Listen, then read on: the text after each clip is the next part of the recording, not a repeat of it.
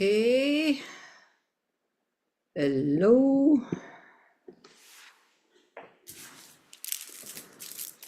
I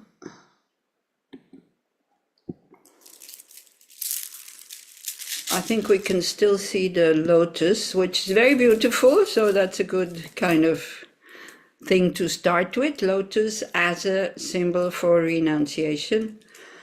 The lotus that grows in the mud, and still the petals are very clean. So that's the mind of a Buddha who can act in samsara, even though absolutely not attached to anything. Because the mind is very pure. By the way, you know, there's a very beautiful lotus pond in Dubnov Garden. Did you know? Have you ever been there? If you don't live too far away from Dubnov Garden, which is near the theater, and you don't feel so well, just go there. It's very quiet. It's a very beautiful garden, and they made a lotus pond. I think it's pretty new, because it's the first time I saw it actually this time. So, and then it's good. Okay, sorry. At the end, you mean? Yes, sure. Yeah. So it was good. It was great, that picture of the lotus, because then this is how we started, isn't it? We started with renunciation yesterday, so now we're coming to the end of this 1.5 day Yom Kippur retreat. And so whenever you get really frustrated and, you know, stressed and like this, you know, no need to use words, we all know what I'm talking about. Just remind yourself, samsara cannot be fixed. No matter how beautiful you make it, no matter how, in what peaceful environment you're living. If you look Europe, you know, they had 2 big, huge wars, and even before in the Middle Ages, the Catholics were killing the Protestants, and the Prussians were killing the I don't know who. So it's like, it is possible. But even though now Europe is totally different for the moment, more or less, I mean, except for, Europe, like Central Europe. So it is possible, but the conditions have to be there. And still, then it happens, it's peaceful. You think people are 100% content? You think people are not stressed? You think people don't have moments of, yeah? So these moments of, I want to get out of here is good, but you need to know where you want to go.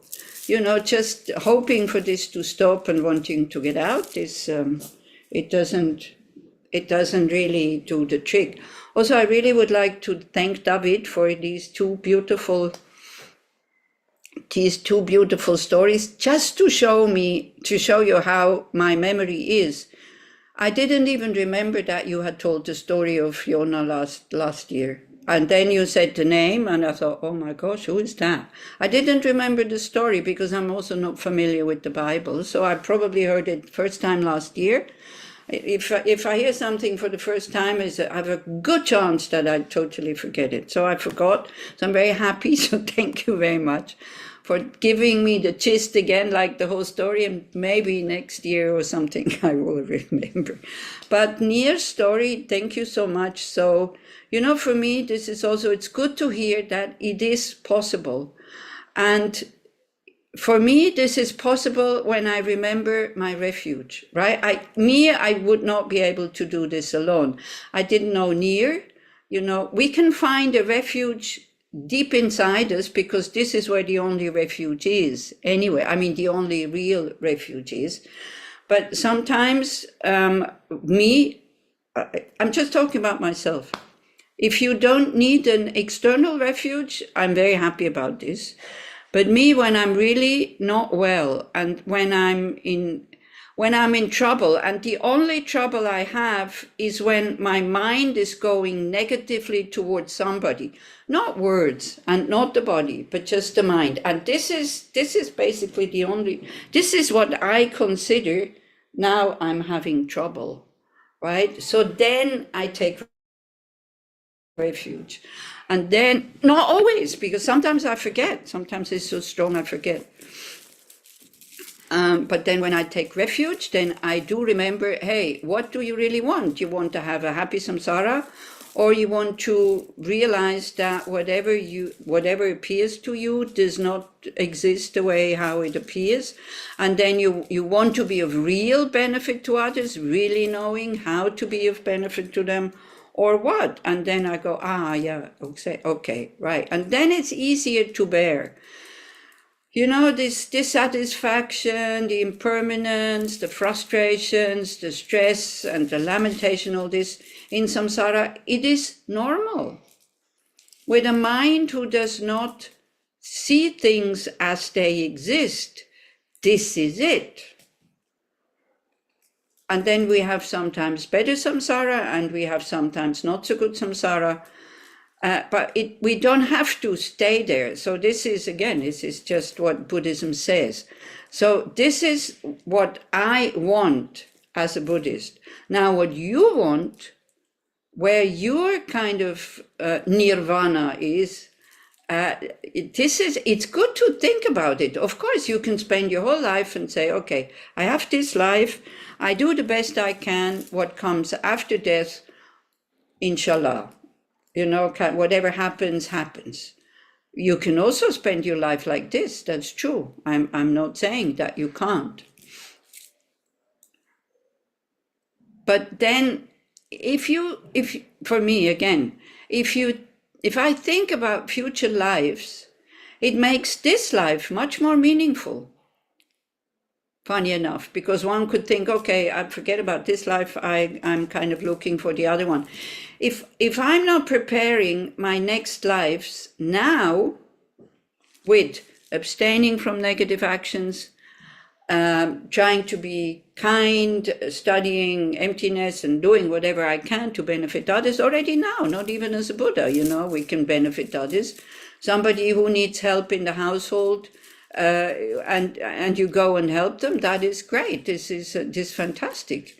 Yeah, so you see a neighbor, maybe he needs help. Honey went down today because an old lady with her son, they needed help. She went down. We don't have to wait to be Buddhas to do beneficial things. But don't forget, it's not just that. It is also working on our own mind and to be able then to not to be under the influence of, not to be kind of controlled, because that's what is. We are controlled by our unhelpful emotions. So one of them, the biggest one, is wrong views. Thinking that whatever happens has nothing to do with me, and thinking that whatever happens or what I see outside there, this is not connected to my mind. It's not a projection to my mind. It's not my mind who is adding something to it or taking something away. So this is what is good to understand. Also, David was talking about impermanence. We usually see impermanence as something negative. You know, it's neither negative nor positive. But if things wouldn't be impermanent, nothing could happen. So it's actually quite good that they are impermanent. And also I liked very much when you said, well, you know, we accept the situation, we accept life, whatever. It's true. You know, I usually say when people kind of go, oh, well, in Switzerland, the weather is not good, it's foggy, it's cold, it's raining. Well, but I accept it. So then I usually say, look, the weather just happens. You don't need to, as you know, it's the same with life. Things around us, they do happen. And we would like to have control, but we don't. So whatever we can do to make them a little bit better, of course we do. And whatever then we cannot, whether we accept them or not. It's so true. I mean, just knowing that, this is really great. It's the first time I hear this, but it's really fantastic. Just knowing it, whether you accept it or not, it just happens, right? And then we relax a little bit because we get all frustrated because we want to have control. And so the first thing in spiritual practice, your job is to look at your own mind and to see the motivation and all this. And as, you know, and if it's just self-concern, it's flawed because we don't include enough other people, and we very likely then the negative emotions come up because we don't care about the happiness of others. We very, very often forget that actually we all want the same thing. We all want happiness and nobody wants to suffer. This is such an universal truth. Yeah. There's not so many universal truths, but that's one of them. Nobody chooses to suffer. And maybe you can, I was expecting you Israelis being very smart to come up with an argument saying, yeah, but about what the masochists, they are very happy and they even pay money for it. Exactly. The masochists, they use pain and suffering to be happy. Not because they want to suffer, because they want to have this kind of happy feeling that it gives them. And very often, pleasure, happy feelings and all this, it comes when somebody else, when just I benefit, but not somebody else. And this is quite, again, it's not pure, but we don't really take care of it and we don't really pay attention. So what I thought to do in this last session, during Corona, we did also every morning for 2 years or something, or maybe it wasn't as long as that. But as long as there was still this, lockdown kind of thing and people couldn't get out and all this. So we got from the Dalai Lama, we got a list of prayers that we could do. And so we did. We also did on Zoom every morning. And you see, it's not sitting and meditating. It's not studying. It's not anything difficult and complicated. It is just reciting words that have to do with compassion, words that have to do with wisdom, with emptiness, and all these kinds of things.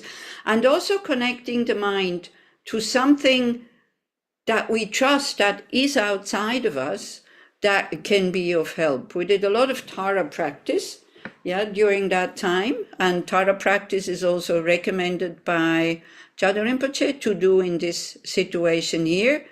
Again, what it does, maybe it doesn't change the situation outside, but don't worry, the situation outside, it will change at one time. For the better, for the worse, I don't know. But this will also be, this has to be, like Swiss people. Now, I'm not going to talk about Israel because it's too touchy and I'm not Israeli. But also Swiss people, kind of against foreigners and against immigrants and against this is my country and and this and that. So I usually tell them, do you think Switzerland will be Switzerland like for 10,000 years or something? It's been existing since 1291. That's already 700 or even 300 years. 1,000? Anyway, a lot of years. But it will go out of existence. It will not be Switzerland all the time. And same for the other countries. There's a very good it strikes us, if you take a map of Europe and then by itself it changes the borders, First World War, Second World War, So this is it, I'm not saying, again, please don't misunderstand me coming back to the situation in Israel, because of course it's much more difficult. I'm not saying you shouldn't defend your country. I'm not saying that. I'm not telling you anything what you should do because of the situation. What I do when there's demonstrations, I go and I recite mantras and I go with a peaceful mind. I'm not saying anything. I like to go alone, so nobody has to translate to me whatever is being said and all this. Because also if we keep repeating and repeating and repeating all the bad things that are happening, then it becomes bigger and bigger and bigger and bigger. So we cannot change that situation as an individual, but something that we can always do is change our mind state. But for that, we need to have courage. We need to have the wish to do that. We need to understand that, we project. Maybe I used the story. I hope Roni don't mind. Roni is always, she's so patient with me and she's really kind and she gives me shelter all these years that I come and I have this room that has become my room and all this. So can you see behind me this Chenresig? So you see, Ronnie is she said, oh, it's not hanging straight and this and that, and then she came and she put it straight. But you see this thing on the screen, it's impossible to be straight because of the camera, because the camera is in an angle. So you can move it as much as you want. So you see, if we know that the fault or the mistake is in the camera, then I would maybe, because I don't really pay enough attention to these things, I don't really mind. So, and I'm laughing, it's maybe not funny, maybe I should pay more attention to that. But anyway, if I want to solve that problem, I can move this thing as much as I want. It will not be straight. So this is, we cannot fix samsara, right? The fault is in the camera, so I really have to kind of go like this, but I think it's not so worthwhile. So then I don't. But I know where I have to find the mistake, and the mistake is in my mind. It's not in the people around us, how they behave. It is not in the politicians, and it's nowhere else. It is in our mind. So we have great chance, you know, if we want happiness, and it could only be achieved by everything outside going the way I want it to go, well, no chance. But if somebody comes and says, hey, but happiness is in your mind and you can fix your mind, then we have a chance, isn't it? And so it's a little bit like Shantideva, you know, in his chapter on patience, when he says, if you want to protect your feet from being pricked when you walk on the ground, you have two possibilities. You can either cover the whole ground wherever you go with leather, or you can put on shoes. So if we want, it's the same. If we want happiness, we have no choice. We have to work with our mind, because we cannot manipulate everybody out there so that they behave the way that we want them to behave. But again, you know, because it's such a tricky thing, coming back to that first question this morning, when do you leave a family or a house or whatever when things are getting violent? You know, my first reaction was immediately, but I don't know. Maybe you are strong enough, and maybe you can influence that person to really understand that the violence is not because of you, because you're not behaving the way they want you to behave, that it's in their mind, and then they can change their mind. I don't know. Then I gave you the example of my friend who stayed, and he became a bit more peaceful at the moment of death, not during his life. He was always negative, abusing everybody, everybody's fault, blaming everybody. And it's amazing. It was such a wonderful person. He had so many skills, and he was, you know, he could go to the most aggressive dogs and the dogs would calm down, and horses as well. It's really quite amazing, this mix that he was. So this is what I'm saying. If you are in a situation like this, you have to find out, you know, what can I do? If you can do something to help the situation, and you're strong enough, then by all means do. So what I said this morning, the first reaction, you know, leave immediately. That's not right. This is not the right thing to say, but it just, you know, just blurted out like this. Then I'm thinking about this. So I don't know. I really don't know. The best thing always is, you know, because we can see that that's the sad thing. Very often when children grow up with parents who are violent, alcoholic, drug addicts, or this and that, they also go in that direction. And then they blame their parents, of course. So then if you are forced to be together with the violent person, I would say, you know, whenever that is, may I never do this to anybody else, not even to that person who is now violent to me. Then your mind is quite protected from repeating the action, because sometimes we can see children then do it when they grow up. They do it either to other people or their own, or not.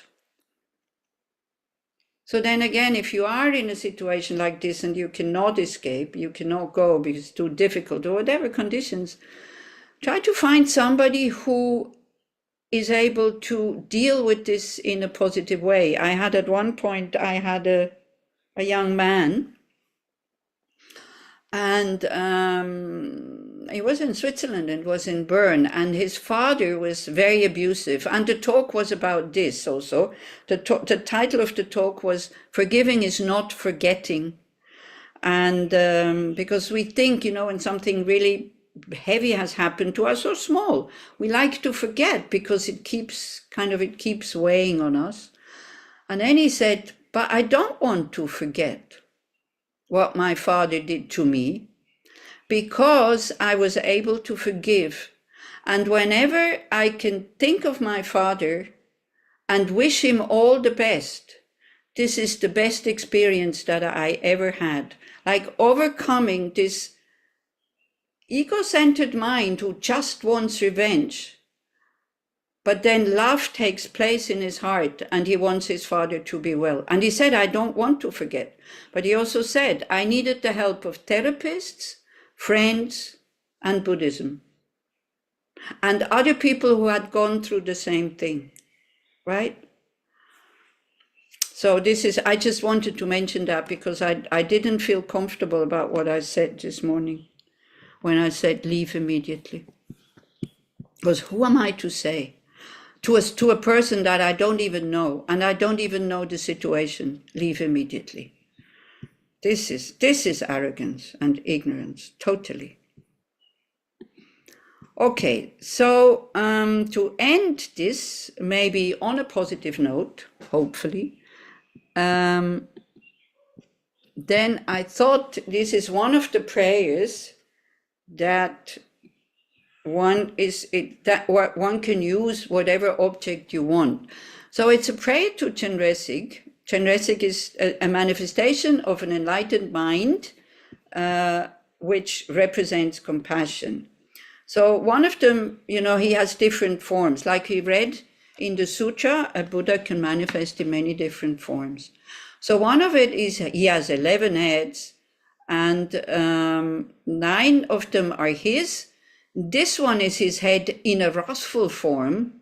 So you can see he has 9 peaceful heads. They're different colors because, they represent different activities, like in a peaceful way, in a controlling way, in an increasing way, and so on. But one head, I don't know if you can see it. Well, if I go that big, you can't see. Maybe like this. This one is a Mahakala. So that's the wrathful expression of an enlightened, compassionate mind. You can see, very frightening. If that one appears to you at night, I'm sure you will run away. So this is, again, coming to the thing, compassion, kindness, it's not always peaceful. It can be wrathful, but the heart has to be as white as snow. Now he's holding in his hand, he has 1,000 arms. Oh, so I forgot. And on his head is Amitabha. Amitabha is his spiritual mentor. So also Buddhas have had masters and spiritual mentors. So he belongs to the Lotus family, and his spiritual mentor is Amitabha. Okay,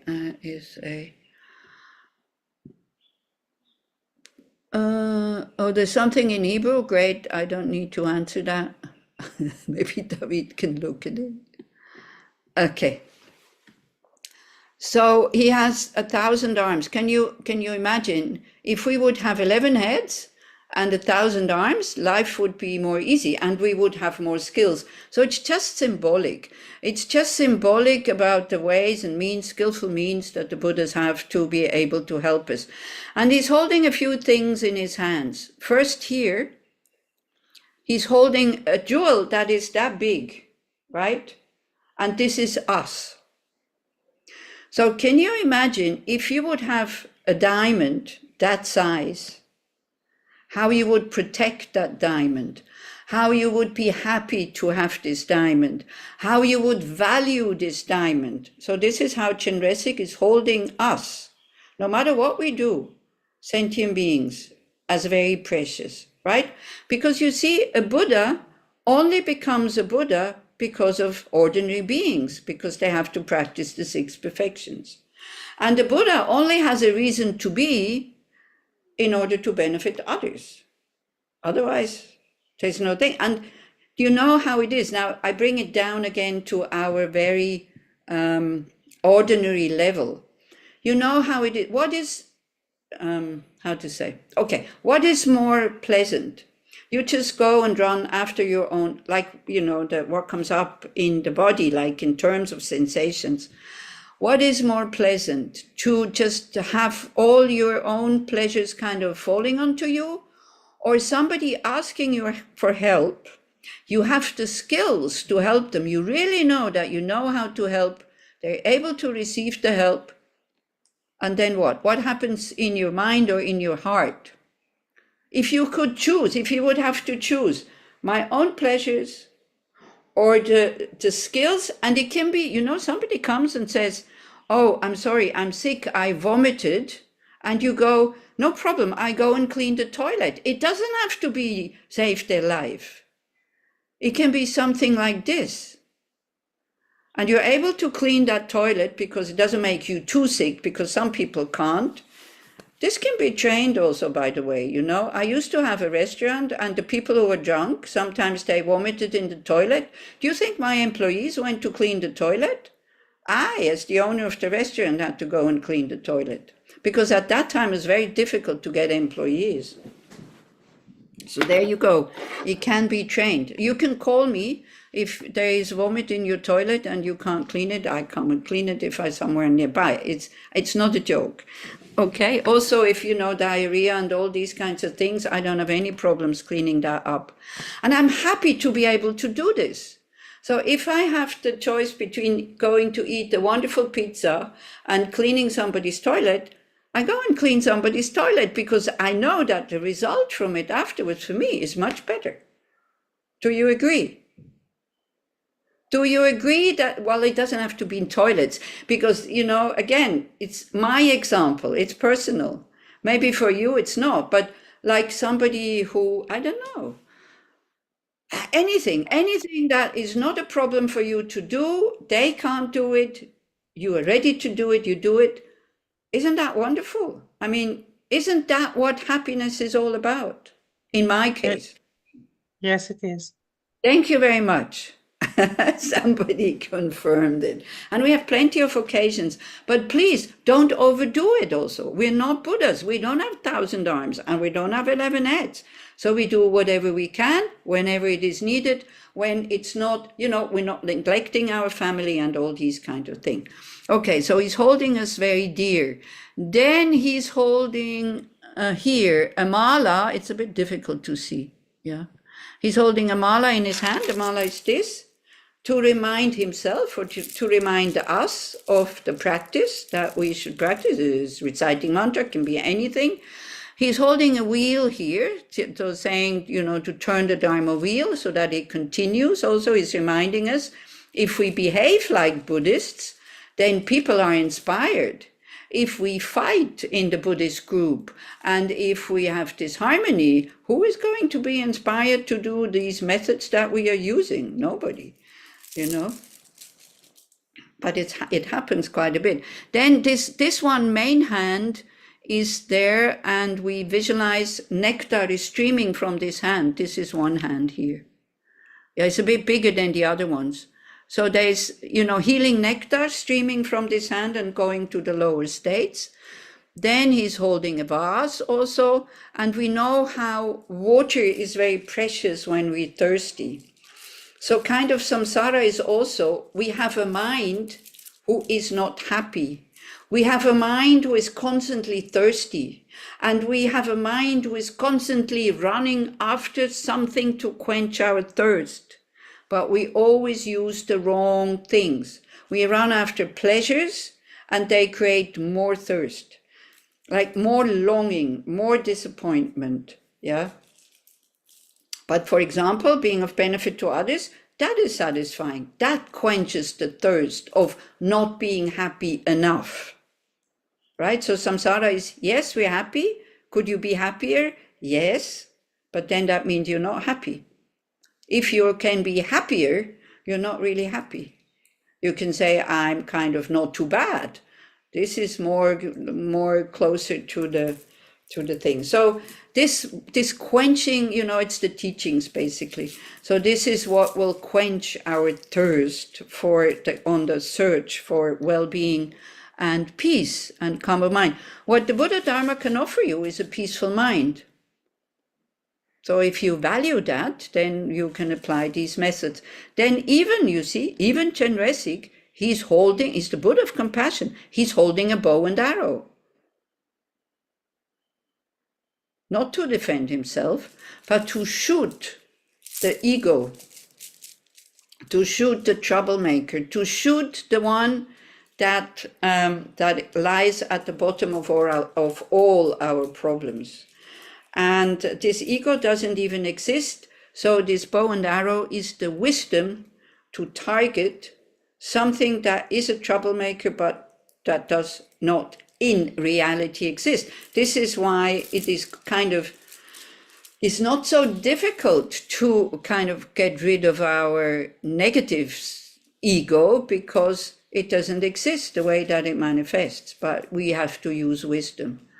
And then he's holding a lotus here, and the lotus, of course, symbolizes renunciation. So then you see,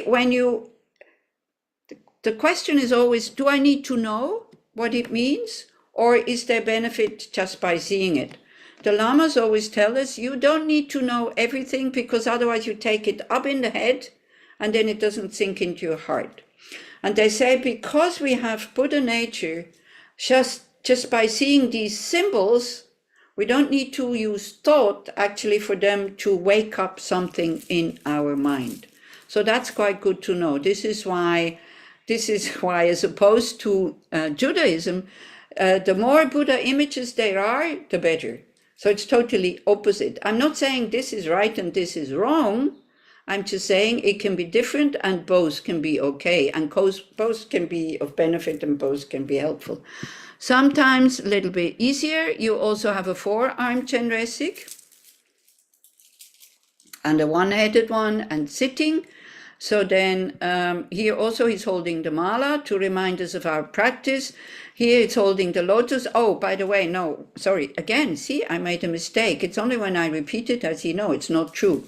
So when the lotus that Chenresig is holding is not symbolizing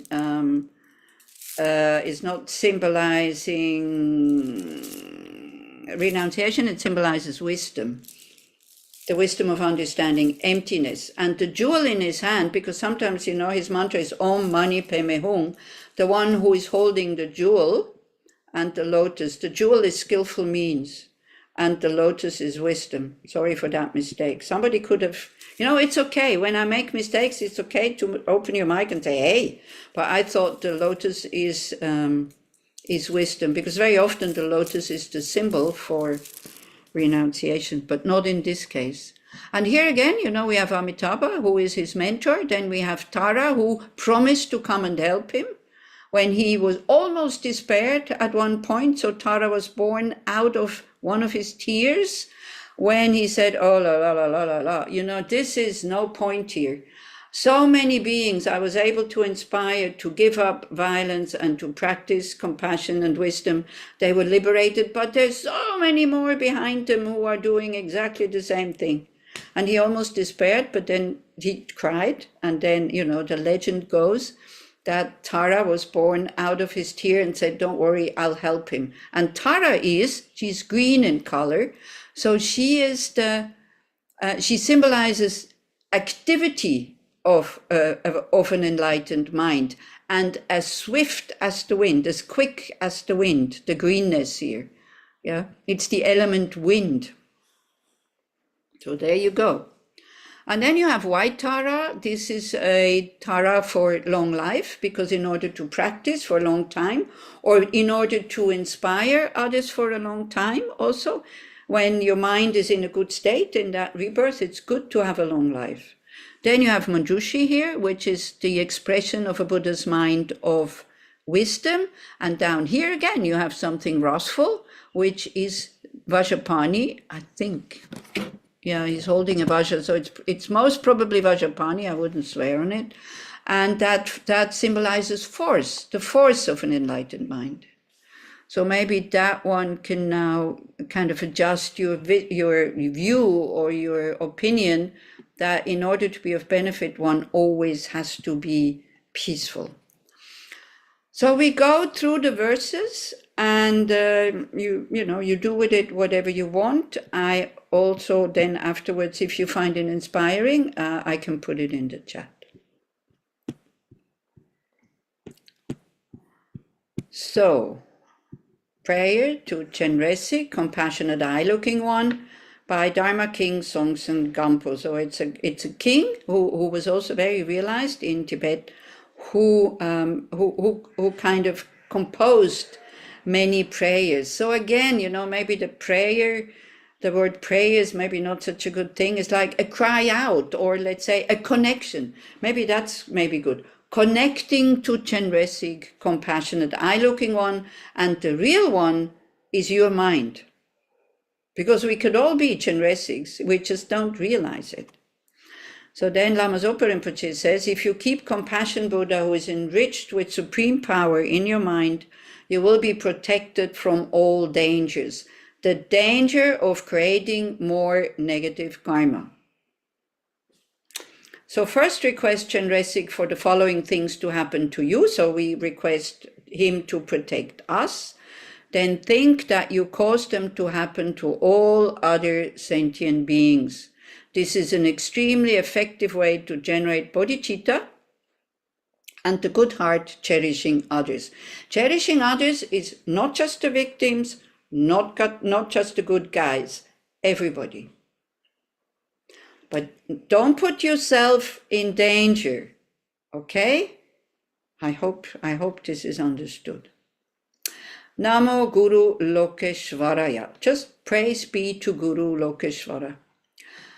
And then we ask him, please look at me with compassion, universal being enriched with power. Please be my guide and save me, perfect, pure treasure of compassion. So when we are asking for a guide, we kind of are sure that the guide knows more than I do, isn't it? Yeah? Otherwise, what's the point of having a guide if I don't need a guide? So he needs to know more than I do. I need to know where I want to go. I need to kind of know, does this guide know how to get me there? And then I need to follow the guide's instructions. Otherwise, what's the point of having a guide? So, this is a prayer to Chenresik. You can choose whatever guide you trust that you are asking these things. Then we say, please look at me with compassion. We don't have to ask the Buddhas to look at us with compassion. They do that naturally. But we need to remind ourselves that we always have access to the Buddhas. We can always ask them. And the moment we connect with them, it reminds us of our practice, and we are kind of protected not to act in an unskillful way.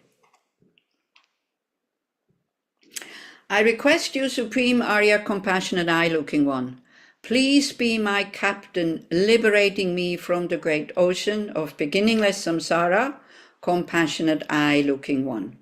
So then, if we are on a ship and everybody thinks that he or she is the captain, I wouldn't like to be on such a ship, because one says this, the other one says that. When it gets dangerous, it's chaos. So we accept the Buddha, or in this case, Avalokiteshvara. We ask him, be my captain on my ship. The ship here is my 5 contaminated aggregates, to guide this ship out of this beginningless samsara. The captain gives commands, but I am ready to accept you as an authority, knowing how to get to the shore, and I will follow your instructions. At least I will try, right? I will try to put them into practice. Okay, what else did I want to say? Oh yeah, by the way, sometimes, also you read that the Buddha said, my teachings are not true. Oh, a spiritual teacher who says my teachings are not true. But there's a but. Yeah, there's always a but. Also the Buddha said, don't believe what I'm saying, but. People usually say, yeah, but the Buddha said, when they don't believe something, they say, yeah, but the Buddha said I shouldn't believe everything. But there's always a but. So the Buddha said, my teachings are not truths, or are not true, but they lead to truth. Whatever the Buddha is teaching us is just conventional. It can be manipulated. You can go, yes, but it can have another side. That is conventional, the conventional level. That's why they're not real truth, ultimate truth. If something is really true, it cannot have features, it cannot have characteristics, it cannot function, but it can exist, and that's emptiness. Okay? So he says, my teachings are not true, but they lead to truth. And they are like a raft or a boat that you use to cross the river. But if you want to go to the other shore, you have to leave the raft behind, meaning you have to leave conventional reality. Don't mix these two things up. Like the raft is not the shore. And don't spend forever and ever and ever and ever on the raft practicing. At one point, there will be liberation. And you don't have to schlep the raft with you. You can leave it behind. This is why the Buddhists don't have any thoughts. Okay, so that's the first verse. Then, when I am obscured by the darkness of ignorance. So again, we admit, I do have ignorance. Please be my illuminating light, compassionate eye-looking one. So that's the Dharma. The Dharma, the torch, that shows us the way, and that shows us where our confusion is.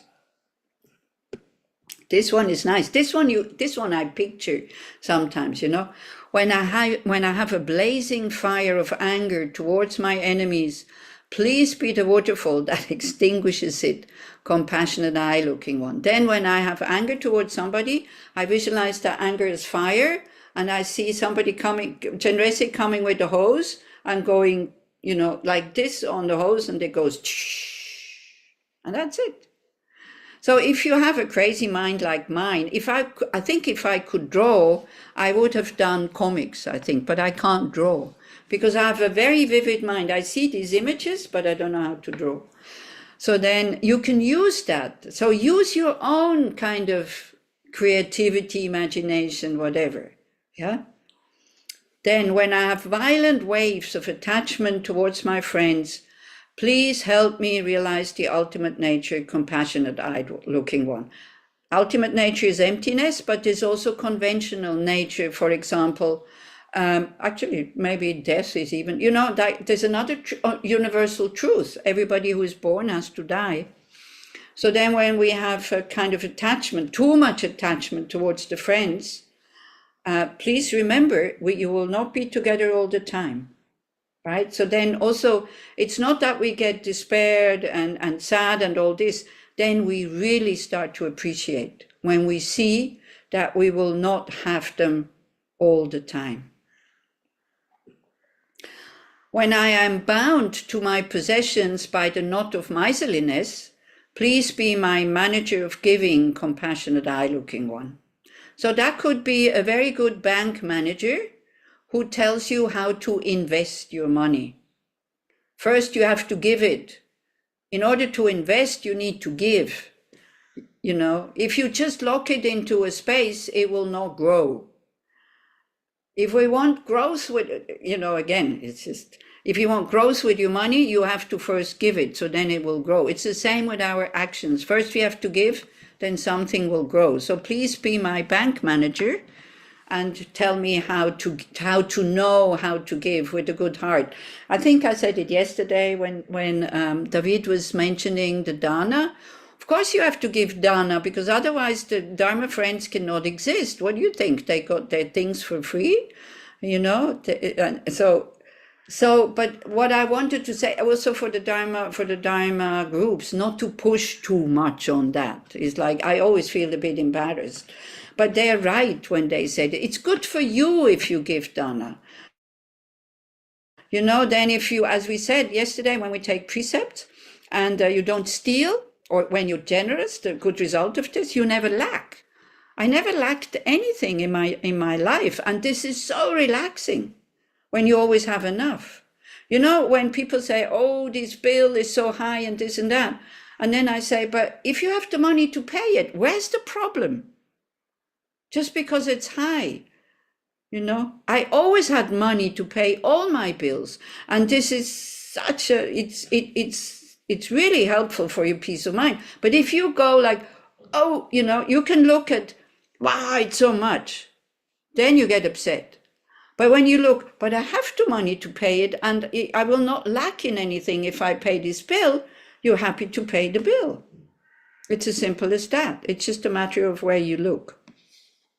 So we asked Jen Resig to give us this advice, how we should, and what we should do in order not to lack in the future. Because, again, you can use your richness just for yourself, but you can use it to benefit others. You have much more pleasure if you use it to benefit others. Then when I am intoxicated by the 5 poisonous delusions, please be my king of medicine, compassionate, eye-looking one. So please, heal them, calm them with your methods. And then that's this life. Then we go next life.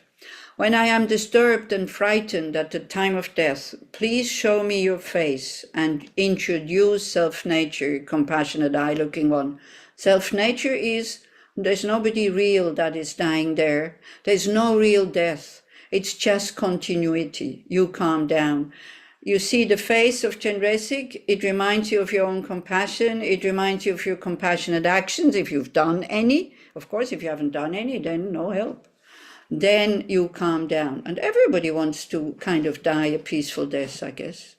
If you say, oh no, I don't care, please think about the people around you who are still alive. It is very painful to be with somebody who can't die peacefully. People who have been with people like this, they can confirm that. It is very inspiring to be with somebody that dies, goes out of this life peacefully. You have in that moment no attachment, no anger. You are totally open and totally peaceful, because when they die, for a moment they are in their clear light, and you can feel that. But if somebody is, struggling and fighting and all this, it's very difficult to stay peaceful in the presence of that dying person. So we do everything to be able to die with a peaceful mind. When it's like at the time of death, when I am surrounded by the karmic messenger of Yama. Yama is the Lord of Death. Please be my refuge and guide, compassionate, eye-looking one. Okay, again, when we have, when we're in trouble or whatever, the Tibetans, the first thing when there's danger, they take refuge. They say, Sangye Chodan Sogi Chonamla, or Namo Gurubhya, Namo Buddhaya, Namo Dharmaya, Namo Sanghaya, something that calms them down. So it doesn't have to be anything religious. It can also be something whatever, but it has to work. And you're the only one who can find out if it works or not. When I am traveling the unknown, dangerous path of the intermediate state, this is between death and rebirth, and there you can still, your mind can still be shaped if you have contact with a guru or with the Buddhas. So when I'm traveling the unknown, dangerous path of the intermediate state, please be my close relative, compassionate, eye-looking one. And if, we have this certainty that Chenresig will be there for me in the bardo, he will guide me, then again, we're not panicking, and then our own mind will guide us when it's in a peaceful state. When I am wandering, seeking an uncertain birthplace, please take me to your pure land, compassionate, eye-looking one. Like me, I want to go to Tushita, not to Tushita, I want to go to Sukhavati, to Devachen, the Pure Land of Amitabha. So I don't know if I have the karma to go there, but at least I know that I want to go there. So already I know where I want to go, then I have a chance maybe to end up there and do practices to end up there. Not just to have a good time, but to be able to have the very good conditions to be able to practice. So also, even for you, you don't believe in rebirth? Okay, then you don't need to do anything. But if you don't believe in rebirth, you shouldn't be afraid of death, because that's not logic. If you think at the time of death, everything finishes and nothing continues, why be afraid? If there's nobody, because then people say, but I'm afraid to experience the nothingness. It's like, but there's nobody there. If you don't believe that something continues, there's nobody there to experience the nothingness or the blackness or whatever. So, this you have to sort out yourself. If I'm really convinced that at the time of death, my mind stops, same as the body stops and rots, but even the body doesn't stop completely. The body doesn't just stops functioning, but it continues as ashes or as food for worms, as Neer was saying. It's very good also. When you die and you're being buried, you think, how wonderful, the worms will have food. You gave your body. Try to find these thoughts already now that will help you at the time of death to calm down and to put the mind in a positive state. Now I give you the Buddhist reason for that, because then you have a good chance that the positive imprint in your mind will get activated and you will not be born in a place where there is only suffering. Then when I'm wandering, still in the bardo here, when I'm wandering, seeking an uncertain birthplace, please take me, this we did. And I said, I want to go to Devachen, or to, in Sanskrit it's called Sukhavati. It's the Pure Land of Amitabha. There are certain prayers that you can do, then you create the causes to be born there. But you also have to behave in a non-violent way. You can then not just do anything that comes into your head. Then we're already here in the next rebirth and, assuming that we will be reborn as a human. Because if we are born in Sukhavati, then we are with Amitabha Buddha. So we don't need protection anymore. That's it. We just finish off purifying the residues that lies in our mind. There's no more negative emotions and all this. We don't need protection. But if we're reborn as a human, so when I'm experiencing the suffering of karma in the womb, please cover me with a tent of light, compassionate eye-looking one. Because it's difficult, it's difficult for a being to be 9 months in this very small place, totally depending on the mother. So kind of the tent of light is protecting in case, the mother is doing things that could be harmful for the baby. When I have taken the body of an unknowing baby, please be my supreme virtuous friend, compassionate eye-looking one. Again, try protecting me. When I always visualize you on my crown, make offerings and praise you, please be my root guru, compassionate eye-looking one. When I visualize you on my heart lotus, make offerings and praise you, please be my mind seal deity and the host of deities, compassionate eye-looking one. We always visualize these Buddhas when we do practices, and if we have the right conditions and the right initiations, we even visualize ourselves as in these forms. So this is, visualize you in my heart, and then it becomes my mind seal deity, making very strong connections that not Shakyamuni Buddha, Avalokiteshvara or Chenresik and my mind become one, because by nature they are the same.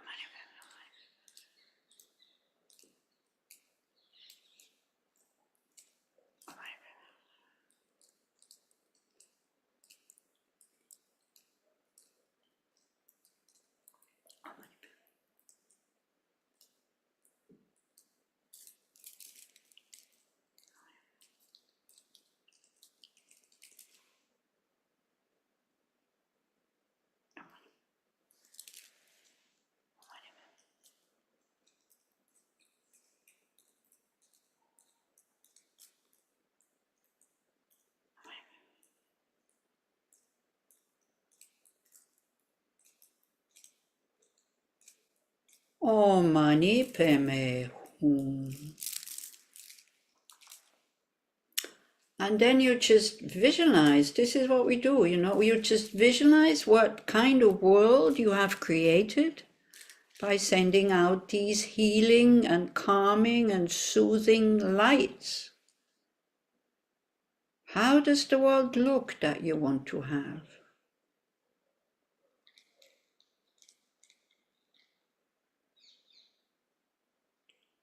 You can just, to make it simple, just visualize peace, whatever image comes up. And stay there, stay in that state of peace.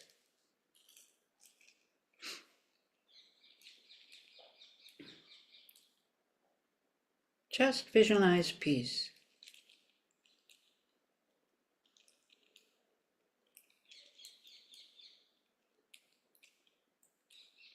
And then you ask your source of refuge, please bless me, please inspire me to have the skills, the wisdom, the compassion to be able to contribute to the peace and happiness of all sentient beings. May I be able to do so.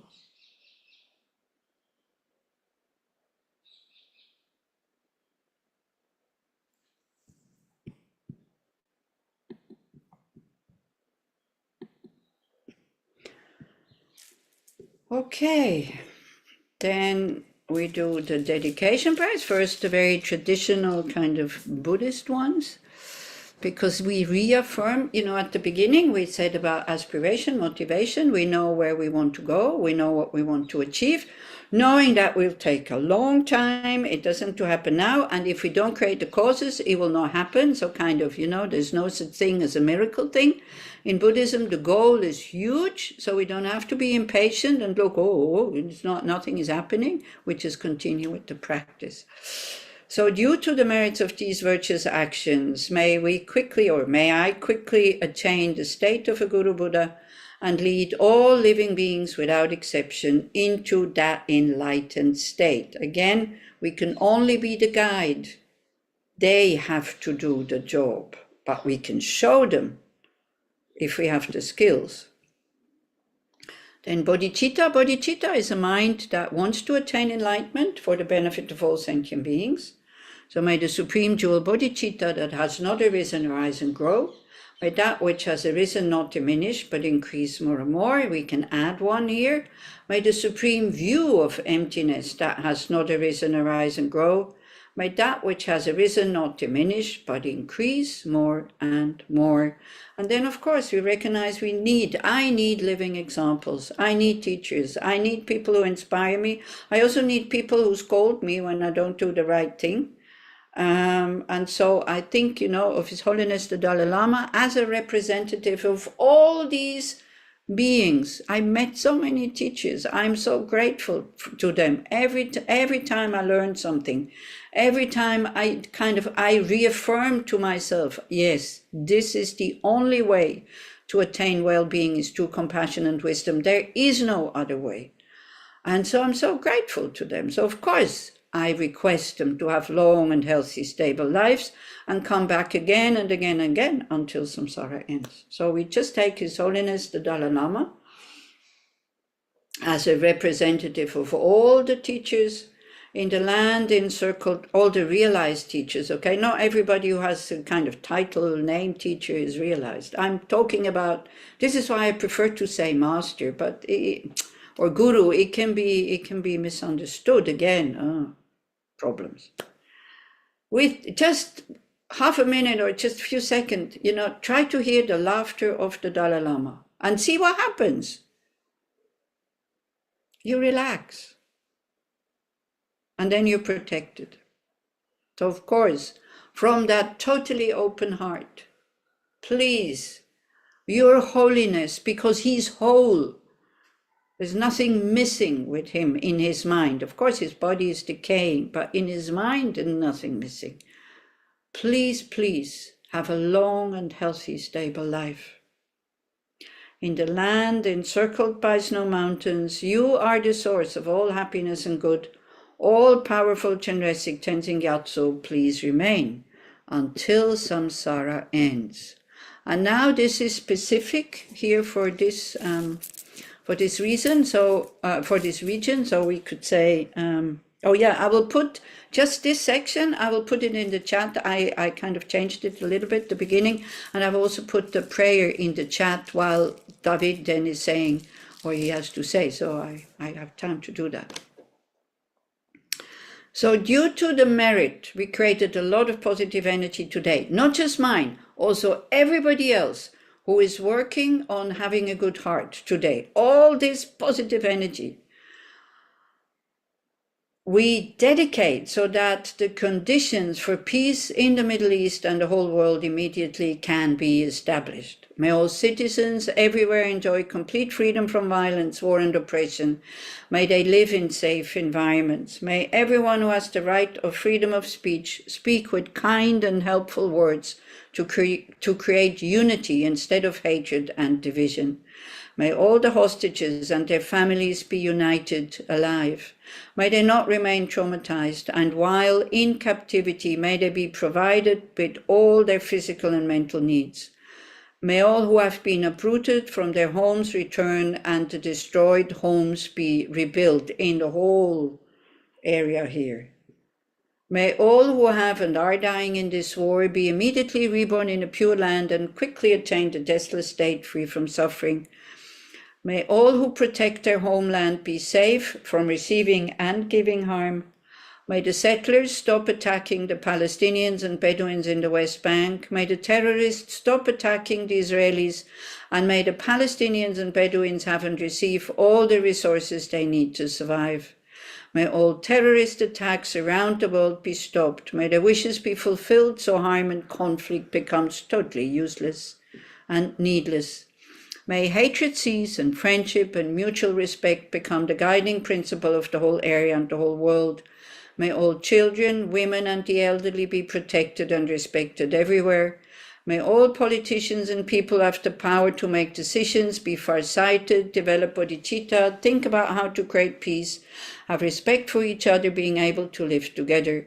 May the doctrine of all religions benefit all sentient beings of this world. May all sentient beings be free from suffering and the causes of suffering and attain peerless happiness. And this link, which is also on this document, is the link to the commentary on the Golden Light Sutra. Okay. Thank you very much, everybody, for participating. I wish you really from the bottom of my heart, even though I don't know you, may you be safe. May you be protected from physical and mental harm. May you be strong, courageous, free from fear, peaceful, with a loving heart.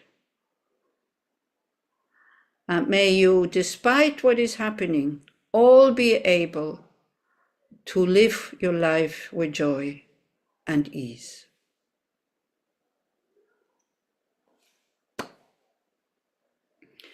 Thank you. So maybe see you here in the streets of Tel Aviv or in Haifa, or I'm going to Luxor, or where else am I going? I'm going also to Yodfat. So if you see me, just call out and then we go and have a cup of coffee. I pay, okay? Right. So before we say goodbye, Love you. Thank you. before we say our thank yous, everybody, on behalf of the Dharma Friends,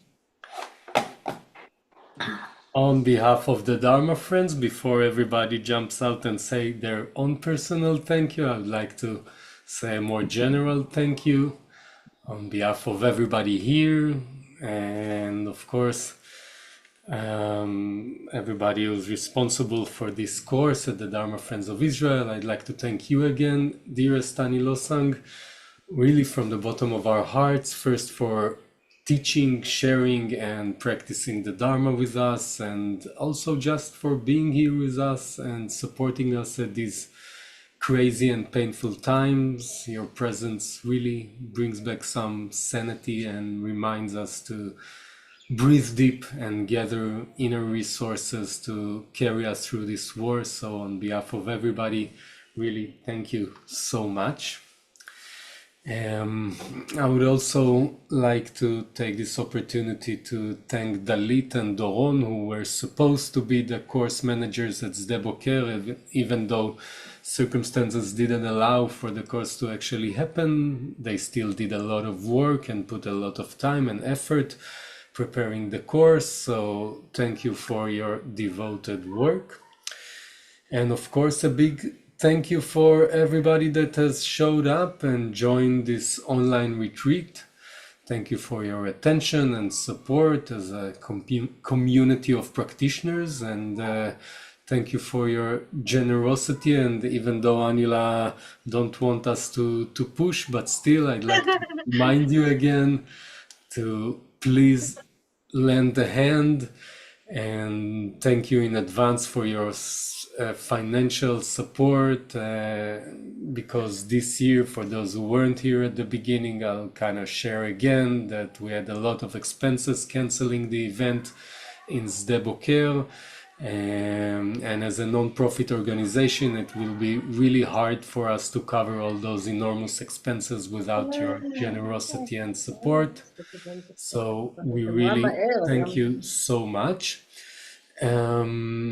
וכמובן שאנחנו גם רוצים להכיר תודה, להגיש מנחה ולתמוך כלכלית במורה היקרה שלנו, ויש גם הרבה הוצאות סביב האירוח שלה, אז באמת שמוזמנים ומוזמנות לפתוח את הלב ולתרגל נדיבות, כי אנחנו באמת זקוקים לה. נשמח מאוד לתמיכה שלכם. Again, we really thank you sincerely. I would like also to invite everybody to join other activities that we will have with Ani Losang, hopefully in person and also on Zoom. You can see all the details about her visit on our website. And on the 14th to November, we will have a retreat at Shutafim Lamasa with Ani Losang and Boaz Amichai that is already sold out. But we will stream it on Zoom, so you can register and join through שותפים למסע. תודה לך, דוד, על כל העבודה שלך והתרגום והמדיטציה. תודה, אנחנו עדיין רגע באמצע ההודעות. אז שנייה. And from my side, I will really want to invite you to join our morning meditations that myself and some other lovely instructors from the Dharma Friends of Israel are guiding in Hebrew every Sunday, Tuesday, and Thursday at 7 o'clock in the morning. There's no need to register. You can just join whenever you wish to. You can find the link and password to Zoom on our website. From my side, I invite you again to my 16 guidelines workshop that again Ani Losang brought to Israel and really accompanied us bringing it here. And I will teach one at Alon's center in Nes Ziona at the beginning of November. So you can check us out on the 16 guidelines website in Hebrew, תקישו 16 הקווים המנחים בעברית בגוגל, וזה באמת סדנה כיפית ומרחיבת לב עם הרבה כלים מעשיים לקחת הביתה לחיי היומיום, שגם לא קורית הרבה, אז מוזמנים להתעניין בסדנה בתחילת נובמבר ובעוד סדנאות אחרות שקורות בסמיכות. We also have a few ongoing teachings with wonderful teachers on Zoom, such as Geshe Makel Sangwangmo on Monday evenings in English, and also ongoing courses in Hebrew with Venerable Carson on Friday afternoons, and on Sunday evening with Venerable Tekchok, and also Erez Ovadia is planned to have a course really soon, I think, as Anila mentioned before. And we also have a study group that supports the students that study online the Nalanda diploma course with Geshe Damdula. And there's a really long list of Dharma events and activities that is planned for this year, both in Hebrew and English, and both physical or on Zoom. So please check it out on the DFI website and also on Facebook. I'll post the link for generosity in a minute at the chat box, and you can find it just at the bottom of this events page on the Dharma Friends website. And that's about it, I think. So Shana Tova וגמר חתימה טובה וקרמה מיטיבה טובה. And again, really big thank you, Ani Losang, and see you soon, everybody, I hope. No, big thank you. Wait, big thank you, David, because without him, this would not have happened, because Yael is not here anymore. Yael is not in Israel, and I say, I'm not doing this alone anymore. So really, and thank you so much. And David. My pleasure. Tonight by Nitzan and Elil, you can look in Shantideva website. Yeah, also, I'm going down to Nitzan, and we're going to do Guru Puja because today is Tog and Lama Chöpa. So now I'm going down. I'm going to eat something. I'm going to drink something. I'm looking forward to that. And so then we're doing Guru Puja. It's a Tibetan chanting, very joyful thing. If you want to understand, you need a lot to understand. So it's on Zoom, but it's on it's a different link, but it's not so meaningful if you don't know what this is all about. But we might have some who have a commitment even to do Lama Chöpa Tog and who like to do it. So just do, if you want, just put on the Zoom. Thank you, Valda, for mentioning it. I would have forgotten. And then it starts at 7. No, 7 is in Europe. 8. Okay, that's it. Thank you. Rabba Kulam, thank you. Have a good week. Bye-bye. תודה רבה, תודה רבה. תודה, שנה שלמה. Thank you very much. תודה רבה. Thank you. Thank you so תודה much. רבה. Thank you. It's really touching. You're very, very, very welcome. תודה רבה. תודה Bye. רבה. תודה רבה מאוד.